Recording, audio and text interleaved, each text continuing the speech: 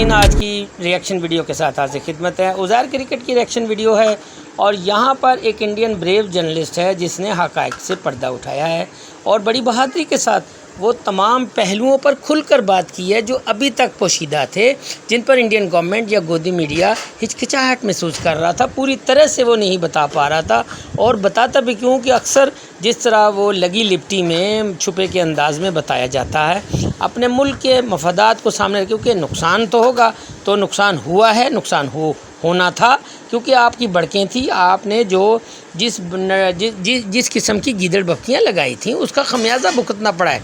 ये सारी सूरत हाल यहाँ पर है कि इंडियन प्राइम मिनिस्टर अपने हिंदुस्तान के लिए मैन ऑफ रिस्क बन चुके हैं, अपने कंट्री के लिए सिक्योरिटी रिस्क बन चुका है और उसकी वजह से हिंदुस्तान पूरा जो है इस वक्त मैं कहता हूँ कन्फ्यूजन का शिकार, और पूरी दुनिया में उसकी जो हर्जा सराई हो रही है, जो बेइज्जती हुई है, जो पूरे हिंदुस्तान के साथ आज कोई मुल्क खड़ा होने को तैयार नहीं।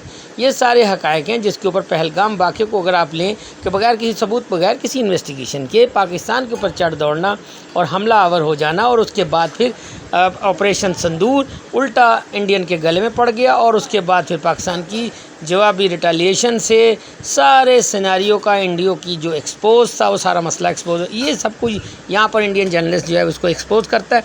इस पूरी वीडियो में आगे चल के आप देखेंगे कि किस हक़ाइक़ से किस तरह से एक पूरी तरतीब के साथ, पूरी डिटेल के साथ उन तमाम पहलुओं के ऊपर वो रोशनी डालता है जिसके ऊपर Indian government, Indian so called army, तर्जमान जो हैं और उसके बाद इंडियन गोदी मीडिया बताने से बिल्कुल कासिर है और वो इसमें हिचकिचाहट महसूस करता है। तो यहाँ पर आपको बहुत कुछ आगे चल के वीडियो में देखेगा। दोनों मेरे ख्याल से ये ज़बरदस्त वीडियो रिएक्शन करते हैं। उज़ैर क्रिकेट बहुत अच्छा टॉपिक लाते हैं और इनकी वीडियो को लाइक करें, चैनल को सब्सक्राइब। वीडियो बहुत अच्छी है, आपको वीडियो में आखिर तक कर इसमें बड़ी दिलचस्पी का पहलू और उनसर भी शामिल है और दिलचस्पी का सामान भी है। तो ये ज़ाहिर है कि जब हिंदुस्तान के हवाले से बात होगी तो हमने 77 सालों में इन पूरे जो अगर हमारी जो स्टडी है वो इसी तक महदूद है कि हमने पूरे 77 सालों में इंडिया को ही स्टडी किया। पूछ रहे थे कि कब आप आएंगे। फॉरेन पॉलिसी भारत की बहुत ज़्यादा एक बिगड़े हुए रास्ते पे चली गई है, बल्कि एक टेल स्पिनिंग चल रही है। वो कब कहाँ किधर किस मोड़ पे जाएगी, कहाँ वो जाके गिरेगी, ये समझ में नहीं आ रहा है। देश विदेश में हमारे लोगों को भेज करके, अपोजिशन मेंबर्स को भेज करके अपनी बात बताने की ज़रूरत पड़ रही है। ऐसे में जबकि 26 लोग पॉइंट ब्लैंक मारे गए और इस दुर्दान तरीके से मारे गए कि उनको उनकी आइडेंटिटी देख करके मारा गया और ये एहसास कराया गया कि भारत के अंदर शायद कोई हिंदू मुस्लिम इस तरह की रिफ्ट चल रही है, जो आतंकवादी भी ये सब कर रहे हैं। ऐसे में जब हमें विदेशों में अपने अपोजिशन के लोग भेजने पड़ रहे हैं, हमारे मोदी साहब इतने सालों से विदेश भ्रमण कर रहे हैं, उन्होंने कितने दोस्त कमाए, हमें फॉरेन पॉलिसी के नाम पे कितनी मजबूती मिली। दुनिया हमारा जो मौक़िफ़ है कश्मीर के ऊपर और जो पाकिस्तान के साथ हमारे रिश्ते हैं, उसमें हमारा नज़रिया दुनिया क्यों नहीं समझ पा रही है।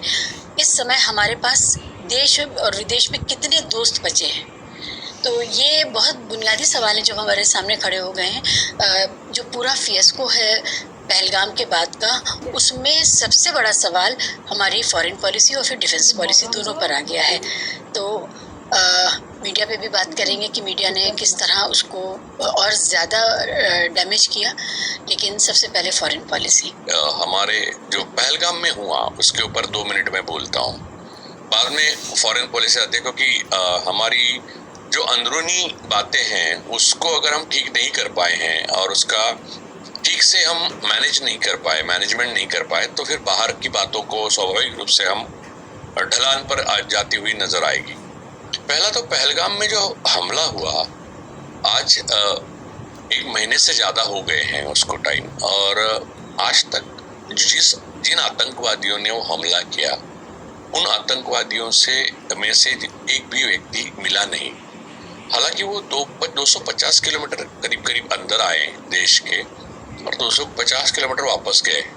आप अगर माने तो बाहर से आए थे तो फिर उनको कभी वो मिले नहीं, और वो मिले नहीं। इसके ऊपर नीदरलैंड की जर्नलिस्ट ने जयशंकर साहब का इंटरव्यू लिया तो उसमें वो बोले उनके चित्र हैं। तो चित्र तो हमारे भगवान के भी, इसका मतलब हमने भगवान नहीं पाए ना। भगवान के चित्र हैं, शैतान के चित्र हैं, देव देवताओं के चित्र हैं, सबके चित्र हैं। चित्र का मतलब वो नहीं, बात खत्म। अब जयशंकर जो कहते हैं वो चित्र है, इसका मतलब वो मिल नहीं रहे हैं। दूसरी तरफ यशवंत सिन्हा जी ने ये कहा है वो कभी नहीं मिलेंगे, क्योंकि पुलवामा का जो अटैक हुआ उसमें RDX कहाँ से आया, वो देविंदर सिंह का आगे क्या हुआ, उनके साथ आतंकवादी पकड़े गए थे तो उन्होंने बोला यार खेल खराब मत करो, तो वो क्यों किया।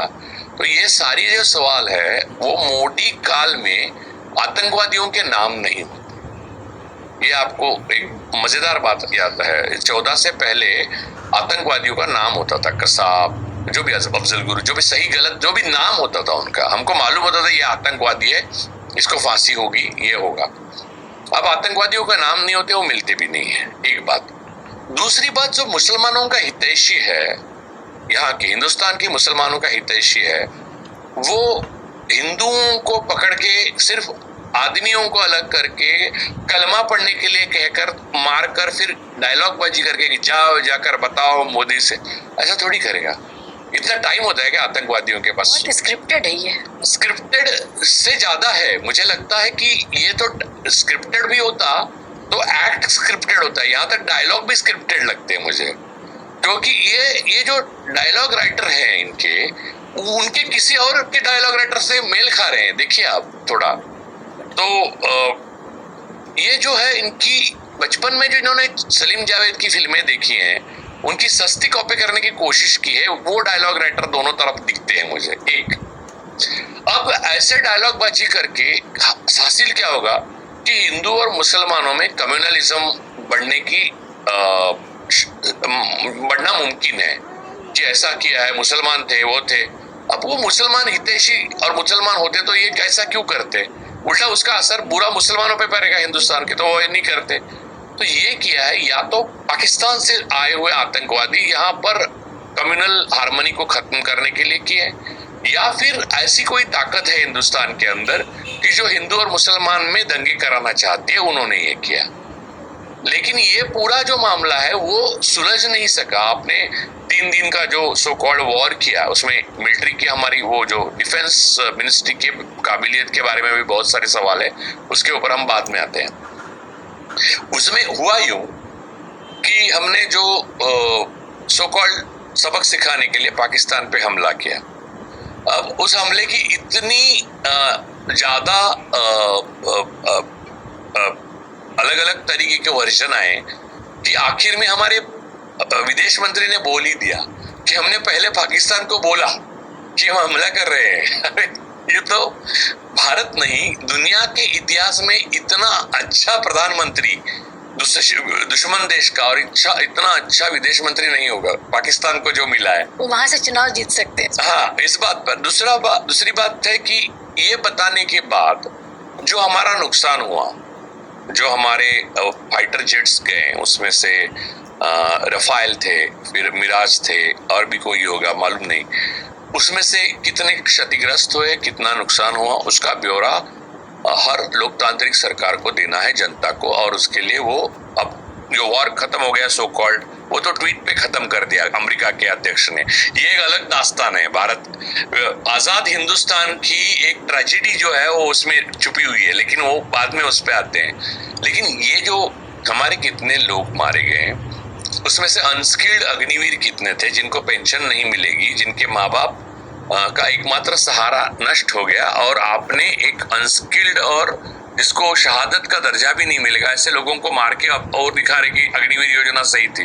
कैसे सही थी? आपको भर्ती करनी थी सेना में, वो आपने नहीं किया और उसकी जगह अग्निवीर भरे। तो बात वो भी है, उसकी सारा जो बैलेंस शीट है, हमारी क्षति, जो संसाधन, ये जेट्स और बाकी सामान, और हमारे मनुष्य बल जो यानी ह्यूमन रिसोर्स, उसका भी नुकसान, वो सारा हमें पार्लियामेंट के सामने प्रधानमंत्री को रखना नहीं चाहिए। स्पेशल सेशन बुला के वो रखा नहीं गया, सारा गुप्त, आतंकवादी गुप्त, उनके नाम गुप्त, वो गायब, और ये डायलॉग उन्होंने मारे। यानी इतना उनको सुकून से आए थे वो कि उनको गारंटी थी कि मुझे कोई पकड़ेगा नहीं। तभी आप बोल सकते हो ना, यानी औरत को अलग किया, यानी वो सब हिंदी फिल्मों की जो एकदम सात्विक होते हैं ना आतंकवादी, जो हीरो की सुनते हैं आखिर में, 2 आंखें 12 हाथ वाले टाइप्स। वो सिर्फ औरतों को और बच्चों को अलग किया, आदमी को कलमा पढ़ने को बोला, फिर उसको मारा, नहीं पढ़ने को आया तो हिंदू समझ के, और बोला कि औरतों को बोला कि जाओ जाकर मोदी से बोलो। अरे वाह, ये इतना टाइम अगर फुर्सत में आते हैं आतंकवादी तो कोई बड़ी शक्ति उनके पीछे है हिंदुस्तान के अंदर। हिंदुस्तान के बाहर तो है ही पाकिस्तान, लेकिन हिंदुस्तान के अंदर भी उसको कोई पनाह दे रहा है। और उसके बाद इतने जवान हमारे मरे, इतना हमारा नुकसान हुआ, वो उसका ऊपर आधिकारिक रूप से पुष्टि नहीं की है भारत सरकार ने, लेकिन हमारे कुछ तो नुकसान हुआ ना, वो नुकसान हुआ, लेकिन वो 4 लोग नहीं मिले। और अमित शाह सबको कहते जा रहे हैं कि हमने 100 लोग मारे। अरे बेचारे 100 लोग वो वहां क्यों मारे जो 4 ही मारने थे आपको? जो 25-26 लोगों को हमारे मारा है, हमारे 26 लोगों की हत्या की है निर्ममता से, उनको मारना है आपको या उनको पकड़ना है और पूरी जानकारी लेनी है कि क्या षड्यंत्र था। अगर षड्यंत्र दूसरे किसी ने किया है तो आप ढूंढते ना उसको। तो यहाँ पर ये बात हुई है। अब उसके बाद हमने पाकिस्तान पे हमला बोल दिया और मोदी जी ने कहा कि हम ऐसे सबक सिखाएंगे। वो मोदी जी आए, विदेश में थे, सऊदी अरब में थे, वहां से आए, और सऊदी अरब में से आए, वो सऊदी अरब ने आखिर पाकिस्तान को ही सपोर्ट किया, भारत को नहीं किया। वो आए और वहां गले लगा रहे थे, और उनको सबसे हास्यास्पद बात यह है कि वो सारे देश, जिन देशों में वो घूम के आए थे, कितनी बार हुई, वो सारे देश ने उनको सर्वोच्च सम्मान दे दिया है, यानी गले में एक माला लटका दी, लेकिन उन्होंने सपोर्ट नहीं किया भारत को। यानी वो सम्मान मोदी का करना चाहते हैं, भारत को नहीं सपोर्ट करना चाहते। तो मोदी जी आने के बाद वो पहुंच जाते, पहलगाम जाते, लोगों के घर जाते या लोगों को मिलने के लिए बुलाते, जो लोग उसमें सैलानी अपने लाइफ में बहुत इम्पोर्टेंट चीज, यानी अपनी पति, किसी ने बेटा, किसी ने भाई, किसी ने बाप खोया था, वो सब नहीं किया। मोदी जी गए बिहार में जहाँ चुनाव है, वहां मधुबनी में जाकर उन्होंने अंग्रेजी में भाषण किया। उसका कोई लॉजिक ही नहीं है पहली बात तो, क्योंकि मोदी जी अमेरिका गए तो हिंदी में बात कर रहे थे, और मधुबनी में जाके उन्होंने बहुत सख्त वार्निंग दी अंग्रेजी में। मधुबनी में लोगों को उन्हीं स्थानीय भाषा जो हिंदी की डायलेक्ट है वो ज्यादा अच्छी आती, हिंदी भी ठीक नहीं आती। वहां उन्होंने अंग्रेजी में बताया, तो वहां जो लोग आए थे वो बोले कि अचानक क्या हो गया, तो जो आया वो टेलीप्रॉम्प्टर पे लोग बताया। पाई नेटवर्क होता है और अपनी इंफॉर्मेशन निकालने के तरीके होते हैं, तो उनको मालूम है कि भारत में क्या हो रहा है। बिल्ली अगर आंख बंद करके दूध पीती है तो इसका मतलब ये नहीं कि लोगों को मालूम नहीं कि बिल्ली ने दूध पिया है। तो खैर ये जो जंग जैसी परिस्थितियां निर्माण हुई, उसमें 2-3 दिन हमारा क्या हो रहा ये है कि गांव-गांव में, महाराष्ट्र में मैं रहता हूं, मुझे मालूम है सातारा से लेके मुंबई तक कितने जवान शहीद हो रहे थे, उनकी डेड बॉडीज आ रही थी। और ये सिर्फ महाराष्ट्र की बात नहीं है, बिहार में हो रहा था, हरियाणा में हो रहा था, हर जगह हो रहा था, लेकिन आधिकारिक रूप से कुछ भी बताया नहीं जा रहा था। बिहार में तो एक मुसलमान अपना शहीद जो हुआ, उसके लिए नीतीश गवर्नमेंट गई भी नहीं उनको लेने के लिए, तो तेजस्वी यादव और विपक्ष के लोग गए थे। तो ये सारी बातें हो रही थी एक तरफ, और रोज लोग सोचते थे कि आज क्या होगा। तो शाम को सारे जो चैनल थे, मीडिया था भारत का, उसमें एक दिन सारे विश्व समुदाय और भारत के लोग बहुचक्के रह गए, क्योंकि हमने इस्लामाबाद जीता, लाहौर जल रहा था, और कराची को पूरी कराची छोड़ के लोग भाग गए थे। और दूसरे क्या है कि पाकिस्तान की जो इंफॉर्मेशन इन्फ्लक्स था, उसके द्वारा वो डाल रहे थे कि वो मजाक कर रहे हैं टीवी पे अपने ये न्यूज। और यहाँ पर रूबिका लियाकत से लेके अर्नब गोस्वामी से लेके गौरव सावंत, सुशांत सिन्हा, अमिश देवगन, ये लोग, अब आज तक ने तो इनोवेटिव आइडिया किया था कि दुनिया की किसी भी वॉर में मैंने देखा नहीं है, अगर मैं गलत हूँ और मैंने कम देखा है तो मुझे बताया अरुण पुरी, कलीपुरी जी,